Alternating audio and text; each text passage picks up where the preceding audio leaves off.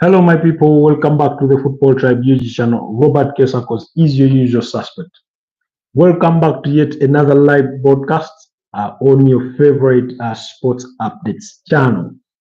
In as far as football is concerned, so allow us to get it started. All plenty to talk about because I did miss you guys last night for reasons beyond my own control. So let's see if we can have some people join us for this evening's conversation. It's about 35 p.m.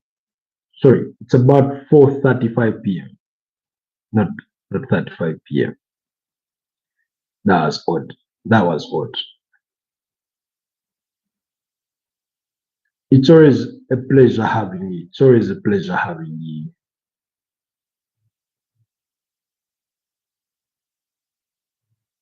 Waiting on you guys to join the broadcasts.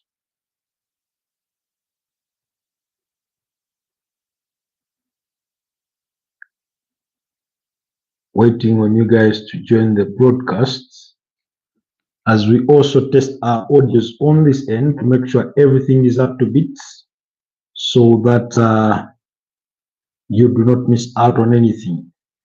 So that you don't miss out on anything. Allow me to do the honors of testing our audios to make sure everything is up to beats.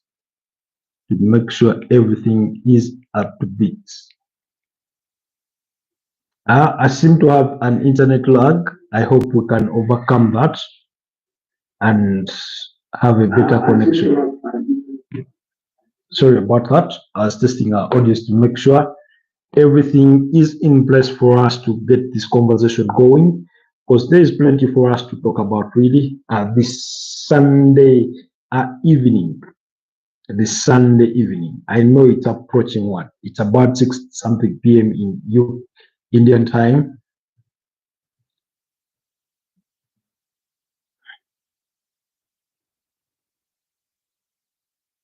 I'm waiting for you guys to join us on the broadcast.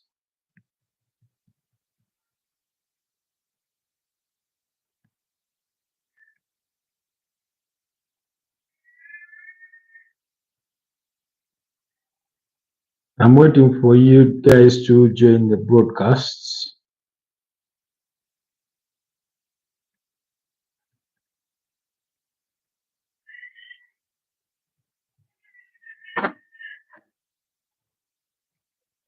Kindly like the broadcast. Let's get into the conversation, and I hope it will be a beautiful conversation. Hi, Safa Ali. Good evening to you. Good to have you back. Good to have you back. We did miss you. When was that? On Saturday night? No, Saturday night? No, Friday night. Friday night, yes, we did miss you. I'm good, my brother. How are you doing? How are you doing today? How is your Sunday? Did you enjoy the Champions League final? Guys, kindly like the broadcast. I know we are just a few of us. We are only 4 so far, but it never stops us from getting the conversation going, really, because we do get the conversation underway regardless of what our numbers are. And that's how we continue to grow. That's how we grow. We grow with the few numbers that are here. Today, I mostly rested and studied a little bit. Okay, that's good. Personally, I did have my stint in church, among other things. Yeah, and that kind of thing. Just give me 1 second to sort something out.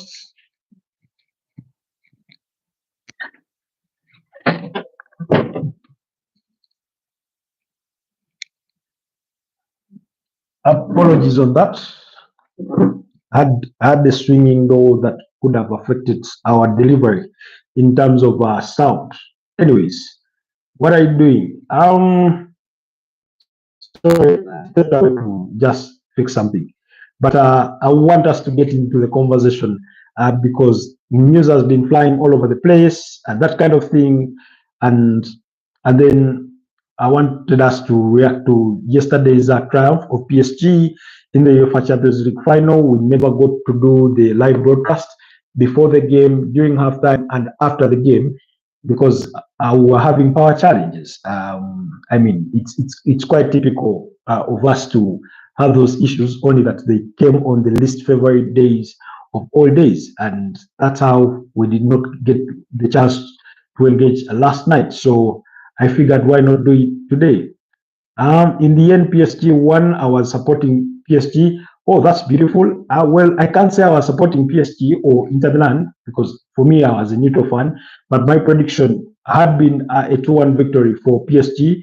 Of course, they surprised me pretty much like they surprised themselves and everybody else in the world of football when they went on to put five past Inter Milan in a final. I mean, I do not remember the last time I watched a team be that dreadful in any final. More or less that kind of a final, that kind of stature. I mean, you look back at the 2022 FIFA World Cup that ended with that was a high scoring final, and you sort of did appreciate that in itself. But yesterday's final really wasn't. It didn't give that.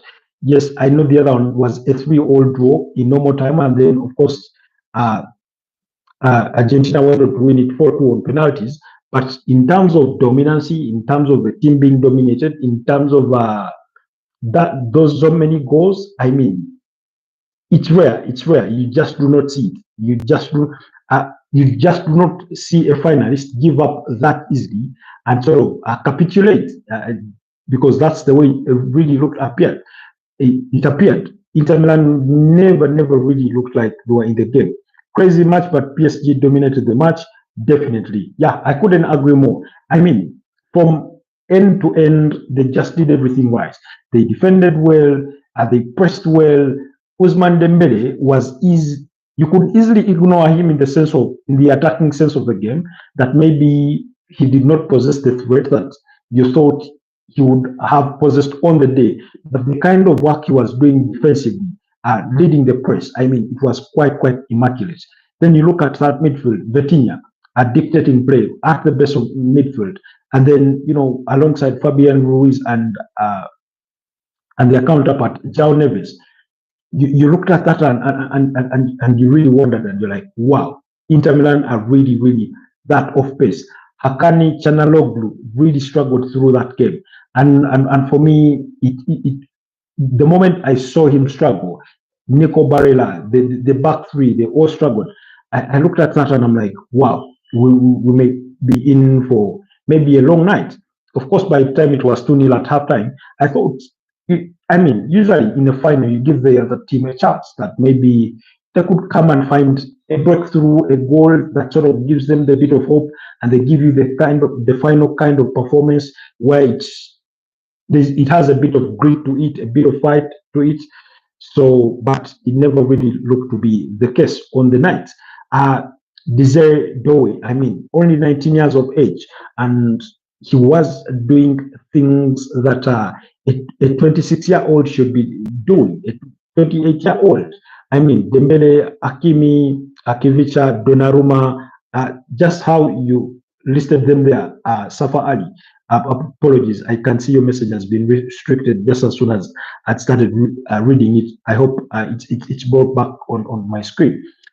So guys, kindly like the broadcast if you've just joined us, if you've just joined the conversation, but it's good to have you on this Sunday evening. It's about 4:40 p.m. East African time. You wrote in that? No, it's oh, sorry. Okay, sorry. Anyway, you can rewrite the message. Anyways, so I mean, you looked at that game and you couldn't help it but appreciate the entire PSG line, sort of as lineup. And for me, it took me back to what we had spoken about in the preview of this particular final. We spoke about the age profile of these teams, and I said, while Inter Milan may have been able to put in the shift against Barcelona, they may find it a bit hard against PSG because you look at that PSG team, and the oldest player was 31 years of age. That's Marquinhos, the centre back. His partner in William Pacho is only 23 years of age. And Nuno Mendes, 22 years of age. Achraf Hakimi, 26 years of age. Just like Gianluigi Donnarumma. Now, the three of those are, of course, quite experienced. When you look at Donnarumma, Achraf Hakimi, and both having played at AC Milan and Inter Milan respectively. And then, of course, Marquinhos has been at PSG, I think, the longest. Then you come to that midfield, and the oldest player is Fabian Ruiz at 29 years of age. Vitinha is 25. Never mind that he struggled to even, make the starting 11 when he was still at Wolverhampton Wanderers. People forget he had a spell there. And then João Neves, only 20 years of age. You look at the forward line, Desli Doe, 19 years of age, Kivica Kvaratskhelia, 24 years of age, and Ousmane Dembele, who only recently turned 28. So, I mean, when you look at their age profile and then compared that to Inter Milan, of course, it was easy for us to say, basically with the evidence that they were in the 2023 final and lost to Man City, that they were the more experienced team in Inter Milan. But also we spoke about the experience of the manager in Luis Enrique in regards to, having been at this stage before, having been at the final before. In 2015, as his Barcelona side completed the treble, and they beat up against Juventus by 3-1. So really, really quite impressive. I can see translation opened Turkish. Oh, sorry, Safa. Mr. Leo is back with us. Good to have you back, Mr. Leo. Kindly do me the absolute honor and favor and click the like on this broadcast. Much would be really, really appreciative for me. You say hi. Dad almost passed away. That's why I live all day. Sorry. Oh, sorry about that, Mr. Leo. You say almost passed away. We hope he does recover well. Our sincere messages and wishes of a quick recovery to your dad, to you there. We hope he does get better, really. But thank you for always sparing the minute to be with us, even for the shortest of time that you can afford to be with us. Always appreciated for your effort, really, Mr. Leo. So can you talk about Manchester United? Yeah, we're going to speak about Manchester United in a bit because they've just confirmed the signing of Matheus Cunha. So we're going to be headed there. But as this Champions League final for me, I do not know if maybe I speak for a good number of people when I say many of us were disappointed at the end of the day in the manner in which Inter Milan performed. I know in the aftermath of that game, Simone Inzaghi is going to have a meeting with his Inter Milan bosses, and then because that's the worst final we've probably seen in the last 40 years. I think Real Madrid beat there's a team they beat about 7-4 in the final, and then Inter Milan was one of those that I think they beat Barcelona. Was it 5-3 in the final? Back then, when it was still called the European Cup. But when you looked at Inter Milan yesterday, really, they just didn't stand up. They just didn't show up. Denzel Dumfries, nowhere to be seen. Marcus Thuram and his partner in Lautaro Martinez all struggled throughout the game. Francesco Acerbi. Sir Alex Ferguson time was great. Yeah, indeed. Most Man United fans look back to that. But all in summary, because we're talking about an Inter Milan side that conceded only one goal at the sort of group phase of the competition. And then they came at the knockout stage, round of 16, they only conceded one goal against PSV Eindhoven. Then at the quarterfinals, they faced, that is when they faced Bayern Munich. They conceded 3 goals, but went through 4-3 on aggregate, then came to the semi-finals and conceded a combined total of 6 goals across 2 legs.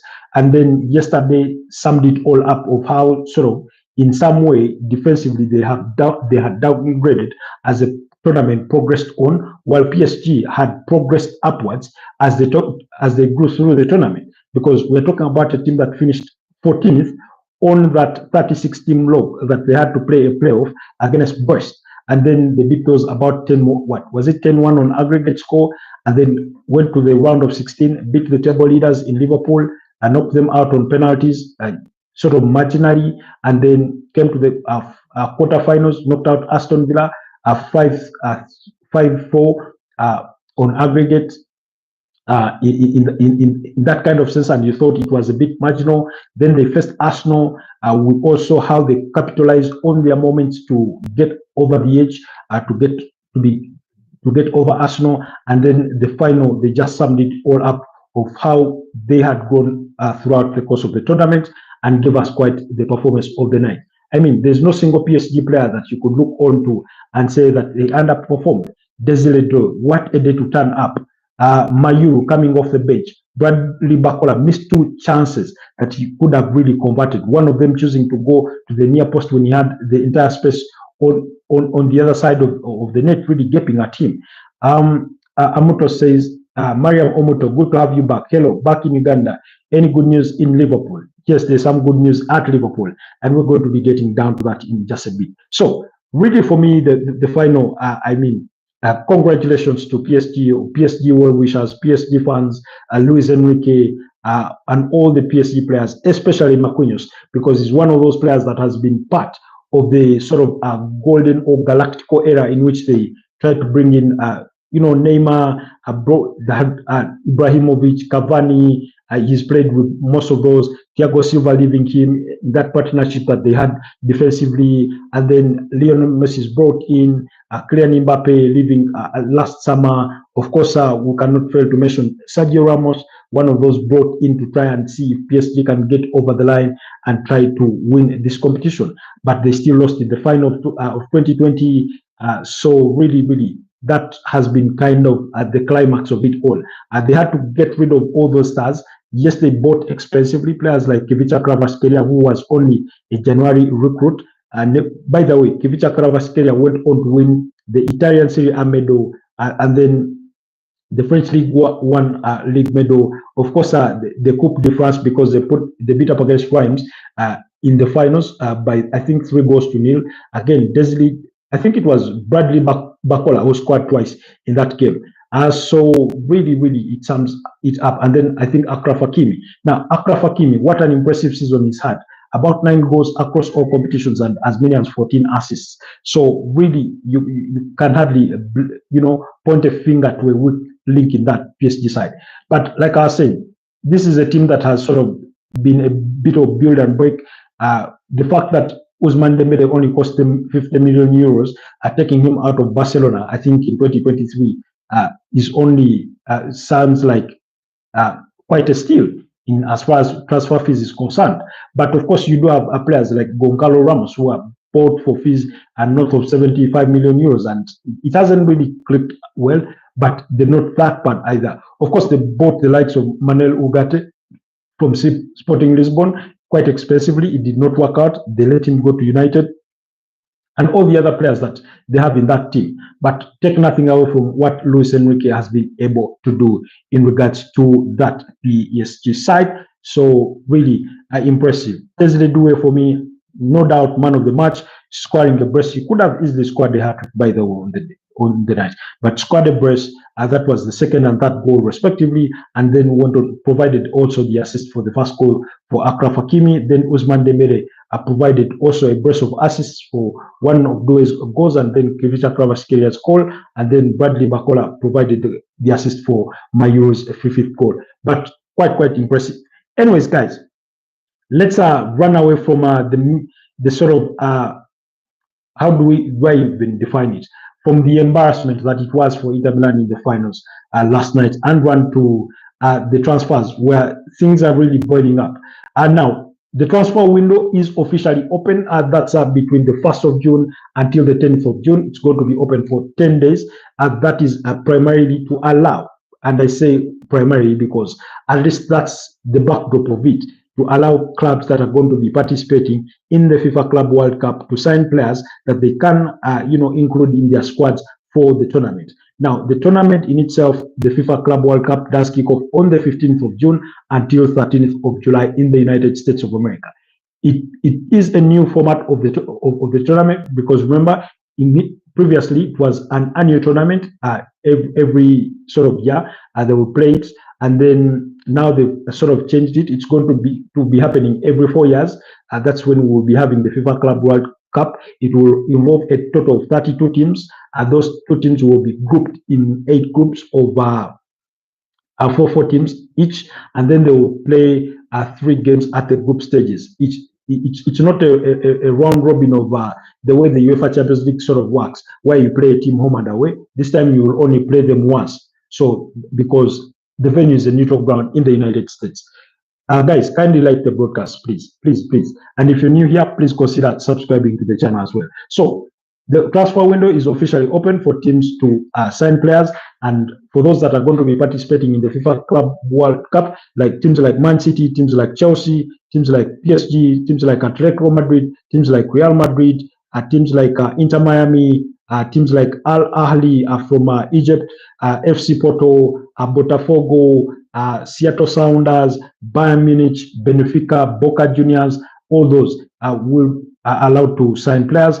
Flamingo, they've already taken Jorginho from Arsenal, Borussia Dortmund, Juventus, Wydad, I think Wydad AC, some of those, Al Hilal from the Saudi Pro League, they're all allowed to now sign players that they can include in their squads that will be representing them at the FIFA Club World Cup. So it is upon that basis that the transfer window was opened, is opened early in June, on the 1st of June, which is today, until the 10th. It will then close, and then those teams will submit their official squads that will be participating in the FIFA World Cup, because midway the tournament, while they will be allowed to sign players, they will not be allowed to sort of add those players to their squads. So that's why we're having that early transfer window opening. And so it will close on June 10th and then be reopened officially on June 16th and run until I think the end of August. So that's why we are having now the conversation of transfers. Safa Ali said we should start at Manchester United. Now, before we speak Manchester United transfers, for me, as I watched PSG yesterday, again, I thought PSG should also serve as a blueprint to Manchester United, that you can build with a young team, but also blended with a few sort of experienced players. Now, of course, you need to consider that it is not worked out really well with Andre Onana, and perhaps look to replace him. You'd have to retain a player like Harry Maguire because of his sort of experience. He's a Premier League winner with Leicester City. Let's not forget that, 2015, 2016. And then you have Lisandro Martinez in there. He's a captain in the UEFA Champions League with Ajax and that kind of thing, being part of Erik ten Hag's impressive Ajax of 2019 that even beat up against Real Madrid, I think at the quarterfinals, before they got knocked out, I think, by Tottenham Hotspurs. Anyways, so really that component, you need a mixture of young players, and they've quite signed young profile players. When you look at Patrick Dogu, Aiden Heaven, Chido Martin Obi, those two coming from the Arsenal Academy, and then you look at Rasmus Højlund. Of course, the intention was sort of a similar profile. He was only, what, 20 years when he got signed. He's now 22. Joshua Zirkzee was only 23 yesterday. He's turned 24. And then that kind of component. Then you come in the midfield and sort of, I think it is similar to what they were trying to do, although they must acknowledge quickly that some things have not really worked out. For example, the component of Christian Eriksen has not really worked out well. And then Casemiro, you need to get sort of rid of those players and then put in new bodies, especially a number 8. I've always used the example of Yuri Tillemans, that kind of profile player. Of course, if you did watch Danny drinking water at Leicester City, that kind of player, Cesc Fabregas in his early days at Arsenal, I know he later sort of was transformed into some form of number 10 kind of role, and he also did well there, but you need that kind of player that dictates play right from the middle of the park. So to answer, to sort of enter into the conversation about Manchester United, Safa Ali, for me, that's where I think Man United should be looking to, that you're going to need to have some players, and they already have some young players. Alejandro Garnacho is only 20 years of age. Unfortunately, he's been told to find a place elsewhere. Of course, for me, they lost one of the very impressive young talents in Mason Greenwood, and we've seen what he's been able to do in the French League One. 21 goals last campaign, sort of equal to go on to share, I think, the Golden Boot with Ousmane Dembele. That's Mason Mount for you. Sorry, not Mason Mount.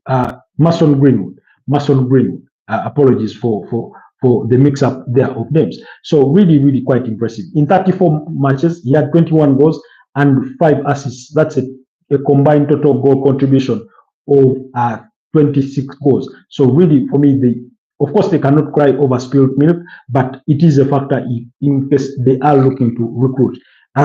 Among their transfer options is Brian Mbeumo. They're looking to recruit a striker. Having lost out on Liam Delap, they're looking to Victor Gyökeres or Benjamin Sesko, one of the two, but let's wait and see if that will really happen for them. Anyways, speaking of Manchester United, it's official. They've signed Matheus Cunha on a 5-year contract after completing the deal for £62.5 million. That is the release clause in the 26-year-old Brazilian international's contract at Wolverhampton Wanderers.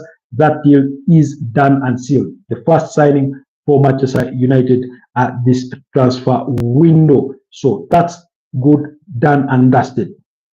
I know many Manchester United fans have been waiting for that to happen. Well, it has happened. Matheus Cunha is their player, and now they need to move on to the next targets, as also they work on outings. Like I said, Johnny Evans did officially retire from professional football after winning one UEFA Champions League title. That was with Man United back in 2008. Then won 3 Premier League titles with Man United, one of them being, I think, in 2013. Then, of course, an FA Cup in there and League Cups, Community Shield, and that kind of thing, really. So he has formally retired. And then, of course, Christian Eriksen will be leaving the club. What's his name? Victor Lindelof will be leaving the club. So those are leaving as free agents. But then you need to look at Andre Onana, Casemiro, Garnacho. Of course, Jordan Sancho is in negotiations with Chelsea for him to reduce on his wages so that Chelsea can retain him on a permanent deal. That's as they sort of fulfill their obligation to buy for £25 million. If they can come to terms, then they will be able to take him off Manchester United's hands. And then of course, they'll look to move on Marcus Rashford, who Barcelona seem to be targeting, although according to latest reports, it is being reported that Barcelona could prioritize the signing of Luis Diaz over Marcus Rashford, although Marcus Rashford's representatives this just concluded week, they did meet with Barcelona representatives over a potential deal. Man United want up to £40 million to let go of the 27-year-old England international. Then when it comes to the forward lines, we know Man United are looking for a striker, but Inter Milan, Juventus and Napoli are interested in their striker Rasmus Højlund. So they could be having conversations around that. And then there are some Italian clubs that could be looking to sign Joshua Zirkzee at least on loan next season. Then Real Betis will also be engaging in conversation with Manchester United to see if they can do a permanent deal or a permanent transfer for Anthony. It is being reported that United do not want to entertain a conversation or conversations around another season-long loan. So let's wait for that and we see how it sort of transpires in as far as Man United, transfer targets do go and, moving on players. In terms of targets, we've spoken about Brian Mbeumo.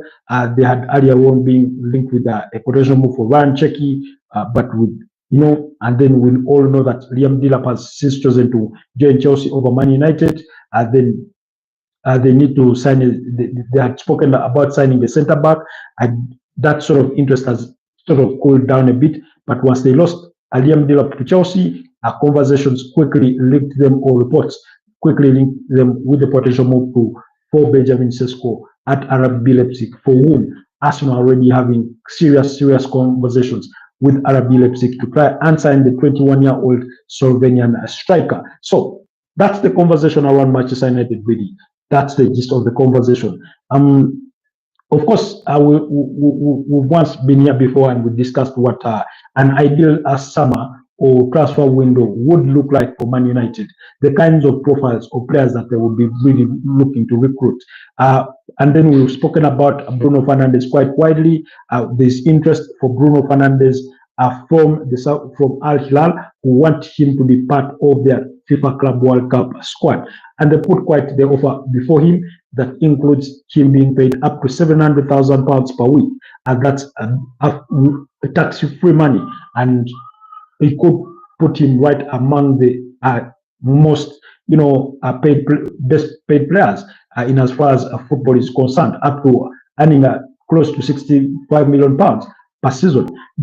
And with that said, according to latest reports, Man United want to raid Sporting Lisbon for Pedro Goncalves. That's the 26-year-old Portuguese international, as a potential replacement for Bruno Fernandes, who they may consider letting go if the right offer comes, even though the club at the moment is adamant that they're not interested in selling their captain.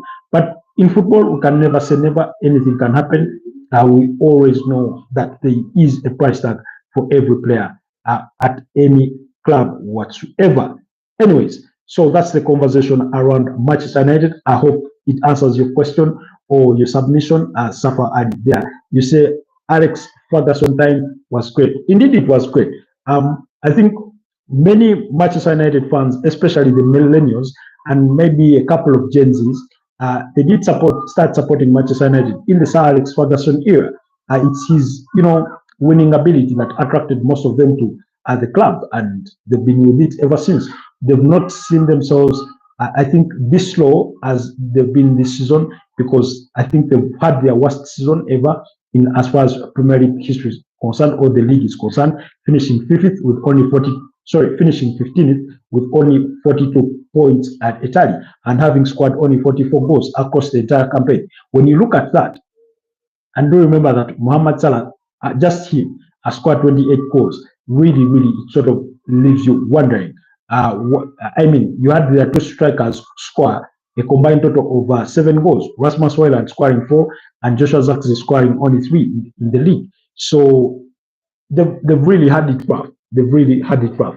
And for everything that goes wrong every season, year in, year out, for their near misses when it comes to titles, when you look back at 2021, when they had the chance to win the Europa League, and of course this season when they had another opportunity to win the same competition, and they lost on both occasions, they've always looked back to Sir Alex Ferguson as if he never lost any finals. Never mind that he lost 2 UEFA Champions League finals. That was in 2009 when they were playing back-to-back finals, having won in 2008 against Chelsea, and then because in 2009 they lost to Barcelona by 2-0, and then in 2011 they also lost to the same Barcelona by 3-1. So, but anyways, regardless, but that is the stature of Man United, that they were reaching finals of the UEFA Champions League, they were winning the UEFA Champions League.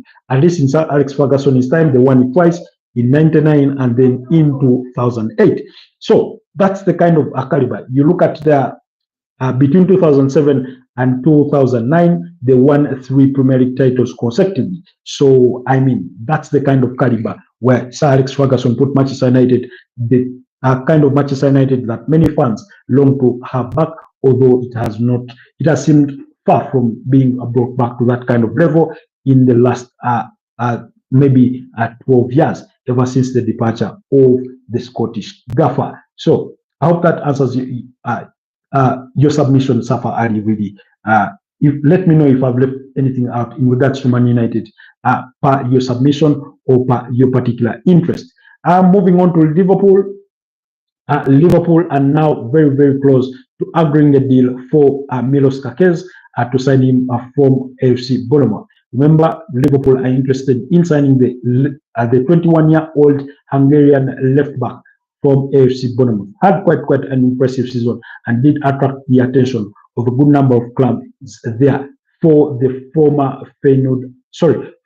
AZ Alkmaar player, as well as AC Milan. So keep your eyes peeled on that deal, dear Liverpool fans. That's to answer Mariam Omoto's question or query in regards to whether there's any news regarding Liverpool. But like I've spoken before, Liverpool are sort of bracing themselves for a couple of departures, provided the right offers come for them. And among those could be Harvey Elliott, could be the goalkeeper Kaumain Kelleher. That's the 26-year-old Ireland goalkeeper who is a target for Brentford, who have agreed a deal in the region of 10 million euros to sell goalkeeper Mark Flacken to Bayer Leverkusen. Remember, Bayer Leverkusen are going to be under the charges of Erik ten Hag next season. Then the other player that could potentially leave could be Luis Diaz. Has interest or has attracted interest from Al Nassr in the Saudi Pro League as well as Barcelona. And then the other player to really keep your ears to is called Gakpo, because Bayern Munich do hold interest in the Dutch international. Then Darwin Nunes is the other player. There's some interest from the Saudi Pro League as well as among some Italian clubs. Let's wait and see how that goes as well. Then Jarell Quash, that's the center back. Equally, you need to keep your eyes at appeal to that one as well, because according to sources around Liverpool, and I think according to the Liverpool Echo, Liverpool do value the player at about £50 million. So if there's any team that can sort of put them to the table, maybe Liverpool could be willing to listen to the offers. So while Liverpool are busy in the market and they've already signed a completed Jamie Frimpong and are looking to complete Milos Kakes and are also advancing well, are really, really well in talks with Bayer Leverkusen over the signing of Florian Wirtz, because their last bid was a total package of 130 million euros with about 109 million pounds of guaranteed fees, and then with add-ons included in there to reach the total package of 130 million euros. And then they are discussing about the potential structure of the deal. For example, again, this is something that I've explained before when it comes to payment terms or structures of deals. In Liverpool's agreement with Bayer Leverkusen over signing Jeremy Frimpong, they agreed to pay the 35 million euros over 3 years, for a period of 3 years. Now you can imagine, it's only 35 million pounds, but sorry, 35 million euros, but they are spreading it across a period of 3 financial years. So that gives them a lot of room to say, maybe for the first installment, we're going to pay you 15 million pounds, and then for the other 2 years, we'll pay you at 10 million euros sort of each season. And that's how really when it comes to payment terms, those are some of the sort of modalities that teams do sort of have engagements about or conversations. And that's in many cases what tends to put off some deals, even when a fee has been agreed for a particular player, when the two parties fail to agree on payment terms, because some teams usually tend to prefer that a huge amount is paid in advance.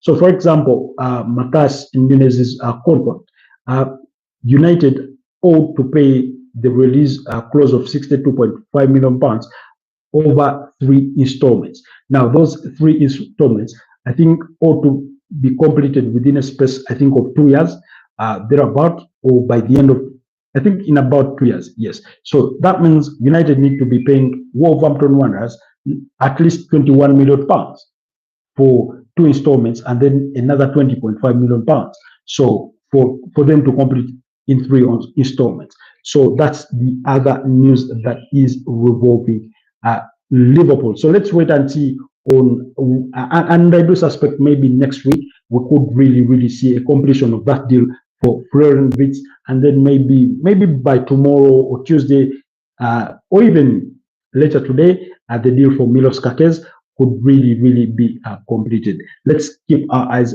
peeled on that as well. Now, Barcelona did agree to personal terms with Joan Garcia and then move to the conversation with Espanyol, and that deal seems to be progressing really well, which sort of puts the dagger in Arsenal's sort of attempts to sign the Spanish goalkeeper. Quite impressive. I think arguably the goalkeeper of the season in as far as the Spanish La Liga is concerned. So we wait to see Andre Stegen, who is also the #1 goalkeeper at Barcelona, as well as the captain, was being asked about that situation, and he said, no one has spoken to me about this, but it doesn't concern me too much. I know that I will be in Barcelona next year. For me, the situation has not changed. In principle, I'm very excited for next season. That is the captain, Marc-André ter Stegen. Remember, Barcelona also did give Wojciech Szczesny a 1-year contract extension, but reports also do suggest that if Barcelona do complete the signing of Joan Garcia, they could let him out on loan for at least 1 season. And then maybe at the end of next season, of course, Boxer Szczesny potentially returns back to his retirement, where Barcelona pulled him out, and then maybe look to keep Andres Stegen for another year as Johan Garcia sort of develops into the player that everybody hopes he will be. And then Man City and Olympic Lyon are in club-to-club talks for Ryan Cherki, deal expected to advance fastest next week. That's according to Fabrizio Romano. Price tag will be in the excess of 30 million euros for Ryan Cherki. Man City remain confident.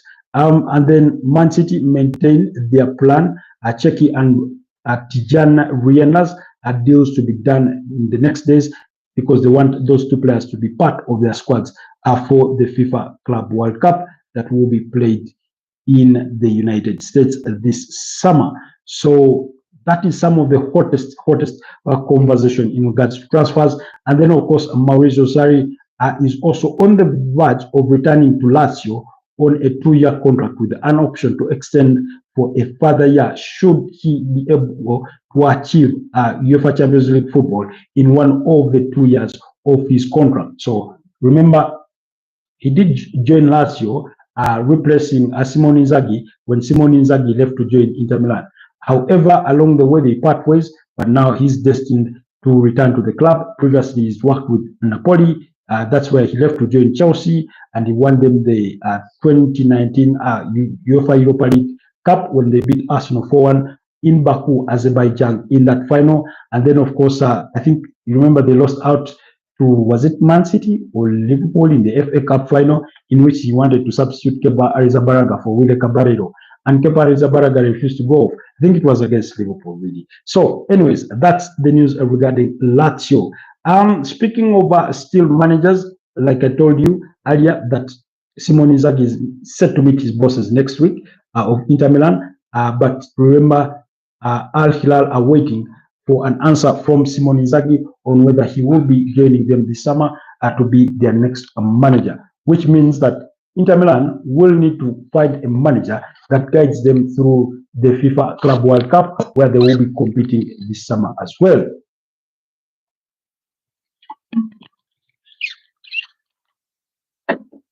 Excuse me. So that's the bit of the conversation there, really, in regards to managers. But let's also discuss the transfer gossip that is making the round in regards to what players are being linked with, where some of them will be the very, very common names that we've been hearing over the last couple of days, because it is those deals are yet to be concluded and things of that nature. So let's get into the gist of the transfer gossip and see where the stories are pointing. Where do the conversations lead? Are your clubs making any progress whatsoever? Like I said, Man United are looking at Sporting Lisbon's Pedro Goncalves, only 26 years of age, as a potential replacement for Bruno Fernandes. But be that as of it may, for me, I do think they will still need to look for a number 8, that revolving player, really. They really do need that kind of player. They need a Gavi of some sort. They need their Vitinha. They need their João Neves, because those two can play interchangeably as a 6, as an 8, depending on how you deploy them.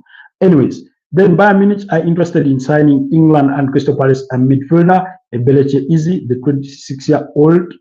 That is after a successful transfer of 23-year-old French midfielder Michael Olise's first season with the German club. Remember last summer, Bayern Munich did sign Michael Olise from Crystal Palace there, and he's had quite a wonderful season.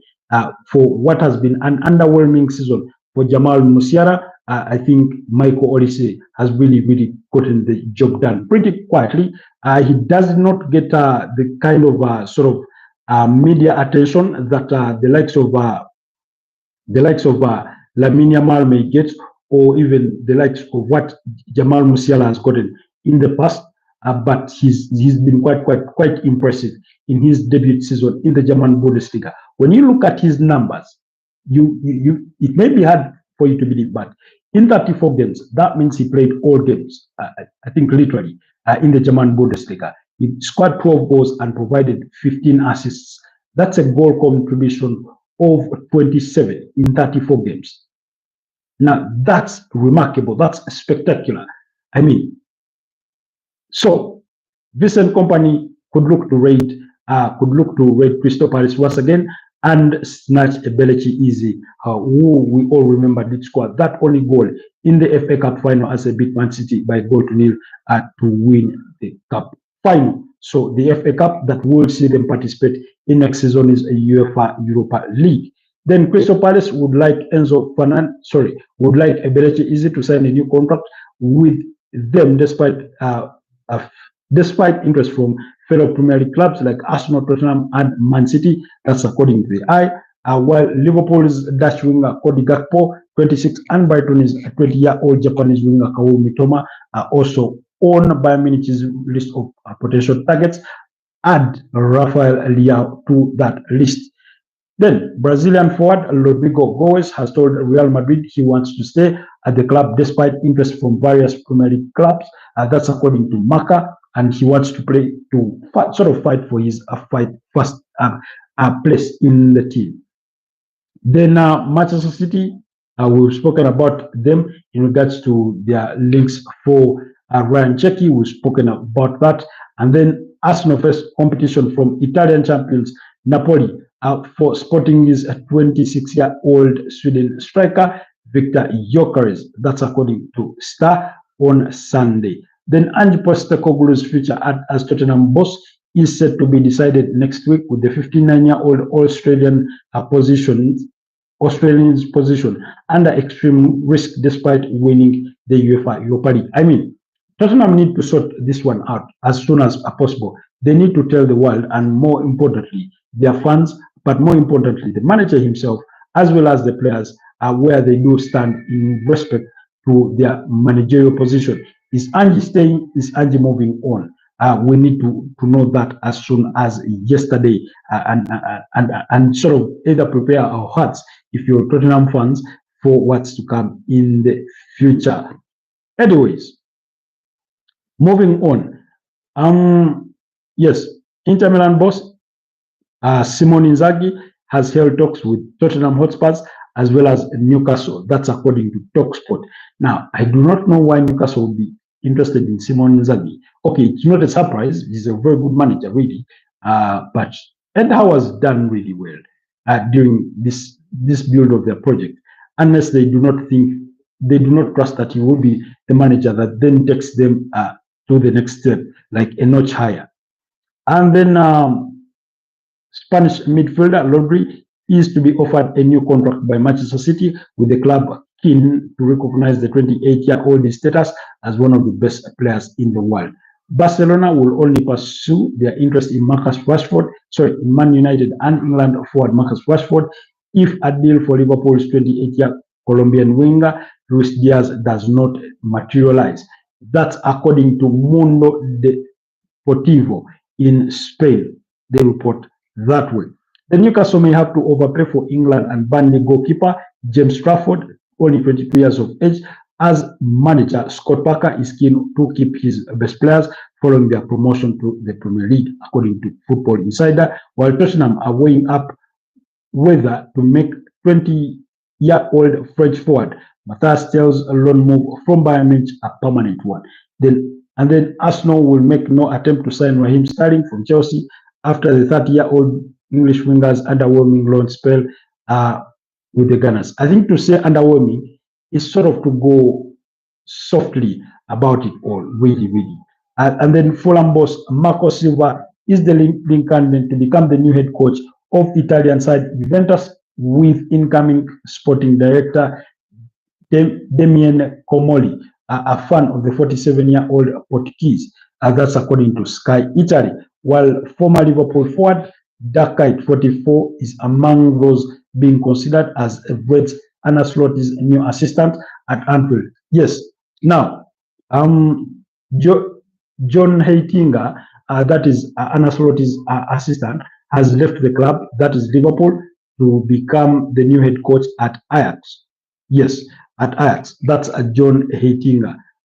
He is leaving Liverpool to join Ajax as their new boss, in the Eredivisie. He did manage them in 2015, 2016, thereabout. So he's left to go to back to Ajax because their manager is only 41 years of age, by the way, but their manager sort of stepped down after conceding the Eredivisie title to their rivals in PSV. So really interesting news there coming from Liverpool as well as Netherlands in Ajax. So that's what is to be expected. So Liverpool could be looking for their next assistant. Then the other day we spoke about Pep Linders. That's Jurgen Klopp's former assistant at Liverpool, who is going to join Pep Guardiola's training sort of coaching staff as one of his assistants. Maybe Cole Toure joins him as well there. But Pep Linders, that's confirmed. Although he had said previously when he left Liverpool 12 months ago that he wouldn't be an assistant anywhere or to anyone. But of course, he got the job at Arab Red Bull Salzburg and sort of burnt his fingers. He was sacked in December due to underwhelming results. Anyways, guys, I think for me, that's the gist of the conversation. It's been a pleasure having you on this Sunday evening. Thank you so much for the love and support. I always do appreciate you being with me here on the broadcast. I thank you so much for your feedback, your engagement, your questions, your comments. I really much appreciated. Your greetings, your words of encouragement. Really, it's really appreciated. Keep supporting the channel.